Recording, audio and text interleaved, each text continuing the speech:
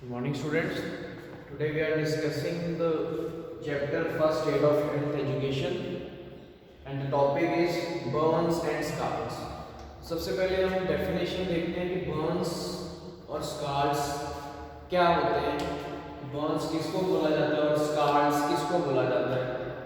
तो सबसे पहले burns में a burn is a wound in which there is a coagulative necrosis of the tissues. Majority of burns are due to irradiations,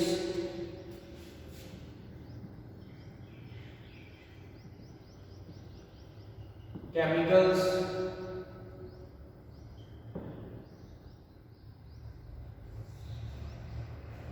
और आपके electricity, heat, light,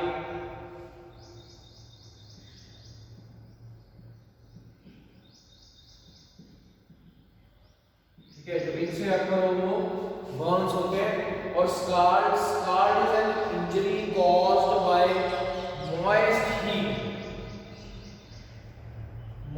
heat से होते हैं ये, लाइक स्टीम या आपका कोई बॉइलिंग लिक्विड, कोई भी आपका बॉइलिंग लिक्विड, उससे जो भी आपकी स्किन के ऊपर होगा वो होते हैं स्कार्स. ठीक है. उसके बाद हम पढ़ेंगे severity of injury. The factors those determine the severity of injury and need for the urgent medical attention include, जिसमें हम सबसे पहले पढ़ेंगे extent of body surface burn. Extent of body surface burn. ठीक है. तो कितने परसेंट जो है हमारा बॉडी, ठीक है, वो बर्न हुई है. इस चीज में हम वो चीज देखेंगे. तो इसमें बताया गया कि रूल ऑफ 9, जो कि वैलेस रूल ऑफ 9 एक वैलेस ने दिया था, may be used to assess the extent of body surface burn patient require intravenous fluid if their injury exceeds 10%.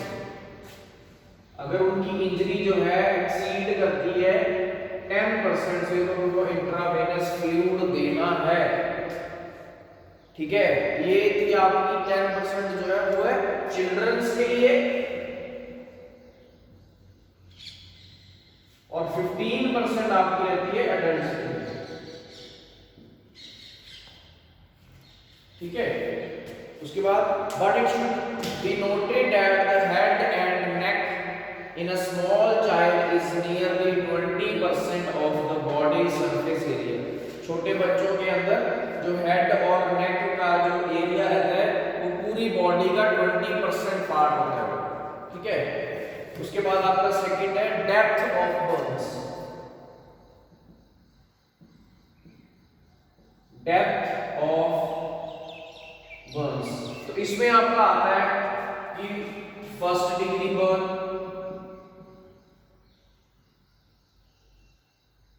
Second degree burn and third degree. अब जैसे कि first degree burn में होता है, इसमें क्या रहता है कि आपका स्किन का आउटर पार्ट, ठीक है, सबसे ऊपरला पार्ट, वो आपका बर्न होता है.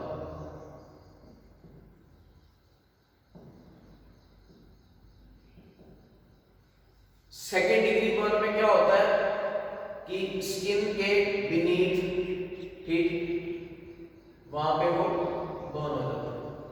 थर्ड में क्या होता है, ऊपर का तो होता ही होता है और इससे नीचे का भी होता है, और इसमें यहाँ पे क्या होता है, टिश्यूज को भी हार्म होता है. थर्ड डिग्री बर्न में क्या रहता है, आपका टिश्यूज भी जो है वो भी बर्न हो जाते हैं, वो भी हार्म हो जाते हैं. इसलिए जो फर्स्ट डिग्री और सेकेंड डिग्री में मतलब पेन जो अक्कर होती है बर्न के कारण वो रहती है, थर्ड डिग्री में वो पेन नहीं होती, बिकॉज टिश्यू ही डैमेज हो चुका है. तो उसके जो आसपास का एरिया रहेगा, जहाँ पे बर्न है, बर्निंग के आसपास का एरिया, वहां पे पेन विल बी अक्कर. ऐसे आपके फर्स्ट डिग्री बर्न में only the outer surface of the skin is involved. तो इसमें आपके सिम्टम्स क्या रहते हैं, skin is red, dry, painful, sensitive to touch and mildly swollen. ये थे आपके फर्स्ट डिग्री। सेकेंड डिग्री में the burn penetrates deeper into lower layer of the skin, skin की लोअर लेयर को वहां पे बर्न जो है पेनिट्रेट कर जाता है। इसमें सिम्टम क्या रहता है? Second degree burn produces redness, blisters, wetness, swelling and pain. और third degree burn involves not only the outer and deeper layer of the skin but also tissues below the skin. इसमें symptom क्या रहता है?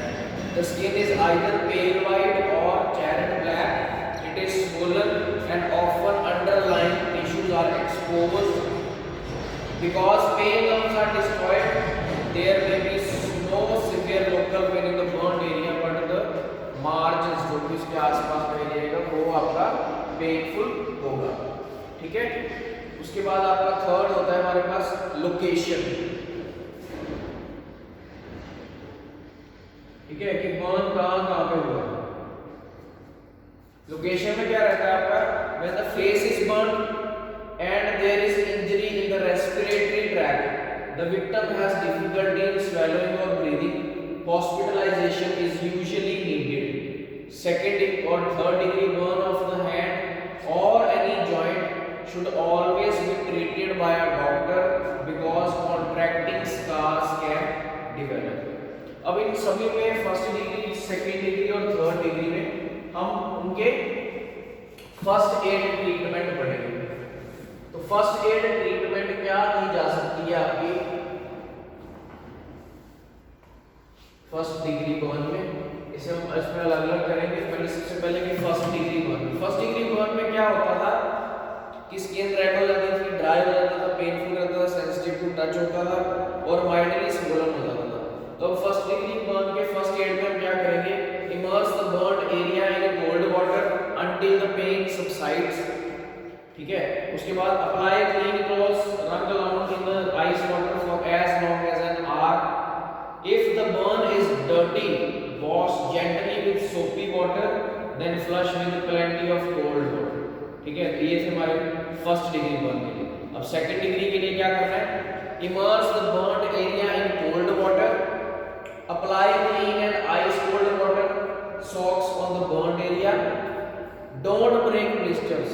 जो भी आपके वो हल्के से छाले वगैरह बन जाते हैं उसमें वो हमने ब्रेक नहीं करने हैं। ठीक। and don't apply antiseptic sprays or ointment। Second degree burn के अंदर आपने कोई भी स्प्रे नहीं लगाना है उसके ऊपर और कोई भी ऑइंटमेंट नहीं लगानी है antiseptic. apply a layer of non-adherent sterile petroleum gauze। If an arm or leg is burned, keep it elevated। अगर आपके बाजू और लेग में वो बर्न हुई है तो वो एरिया आपने थोड़ा उठा के रखना है, एलिवेट रखना है। An infection is likely to be present, so as a physician must be consulted for necessary antibiotic therapy। अगर जो इन्फेक्शन है वो हो चुकी है तो फिजिशियन से कंसल्ट करके उसके लिए प्रॉपर एंटीबायोटिक थेरेपी लेनी चाहिए। और लास्ट हमारे पास रहता है आपका थर्ड डिग्री बर्न के अंदर फर्स्ट एड ट्रीटमेंट है वो क्या रहती है? Remove clothing but don't remove any adhered particles of charred garments. इसमें आपका जो पर्सन जो बर्न एरिया जिसका बर्न हुआ है, ठीक है, उसको बर्न एरिया से वहां से आपको क्लोथ नहीं उतारना है ताकि वो मतलब मांस भी साथ में ना आ जाए। वो एरिया छोड़ के बाकी सारे जो है रिमूव कर देंगे उसके cloth. Don't apply grease ointment और कमर्शियल प्रिपरेशन। उसके ऊपर कोई भी एक्सपेरिमेंट नहीं करना है कि घर की कोई प्रिपरेशन वो लगा दी, ठीक है, या आपने कोई ऑइंटमेंट लगा दिया। Cover the burn with stride dressing of clean household linen. Don't immerse और apply ice cold water to large burn area that may intensify shock. ठीक है। ऊपर जो हमने क्या किया था उसमें हमने आइस कोल्ड वाटर के अंदर या कोल्ड वाटर के अंदर हमने बर्न एरिया रखा था या उसको सॉक्स के साथ या किसी क्लॉथ के साथ उसको रखा था। लेकिन यहाँ पे थर्ड डिग्री बर्न के अंदर हमने आइस कोल्ड वाटर अप्लाई नहीं करना है किसी भी कारण। उससे क्या हो सकता है आपका कि जो पेशेंट है वो मे बी शॉक में हो सकता है। Assure the patient try to keep him calm and in lie down position to avoid shock। उसको लेटा के रखना है और उसको काम करते रहना है, श्योर करना है उसको। If the patient is conscious and not vomiting give him any liquid. अगर पेशेंट कॉन्शियस है, ठीक है, होश में है थोड़ा, और उसको वॉमिटिंग नहीं हो रही, तो आप उसको फिर लिक्विड दे सकते हैं, अगर नहीं तो लिक्विड नहीं देना है। Cover the burned area with clean sheet and the patient in warm blankets और फॉइल। और जो बर्न्ड एरिया है उसको कवर करना है क्लीन शीट के साथ और पेशेंट को वार्म ब्लैंकेट के साथ, ठीक है। तो ये था आपका burns and scars. Thank you.